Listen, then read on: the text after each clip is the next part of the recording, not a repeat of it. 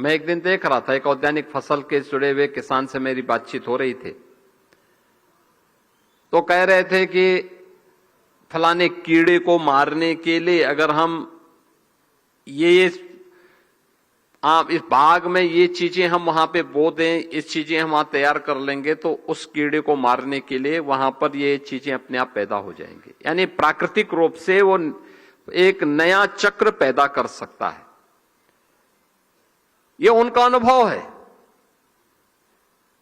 लेकिन उस अनुभव को प्लेटफॉर्म न मिलने के कारण वो अपने आप को ले तो उपयोग करता है, लेकिन व्यापक पैमाने पर उसका लाभ हो सके और उससे किसान की अतिरिक्त आमदनी भी हो सके, इसको जोड़ने का प्रयास नहीं हुआ।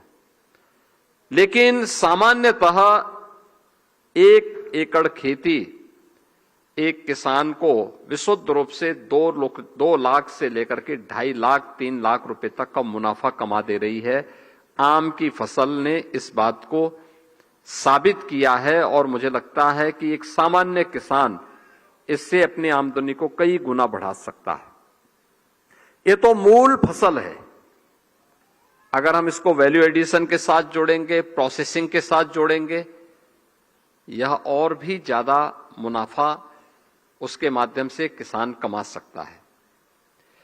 एक्सपोर्ट के लिए अगर हम तैयार करते हैं तो यह उसकी ताकत को और ज्यादा बढ़ा देता है, और ज्यादा बढ़ा देता है, उसके मुनाफे को और ज्यादा बढ़ा देता है।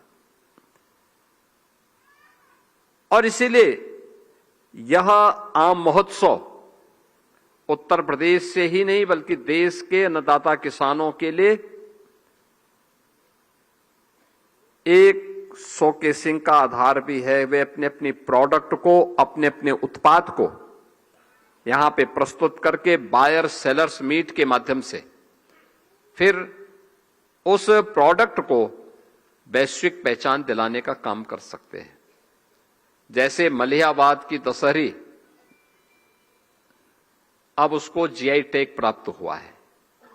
जीआई टैग प्राप्त होने का मतलब वह एक वैश्विक ब्रांड बन चुकी है।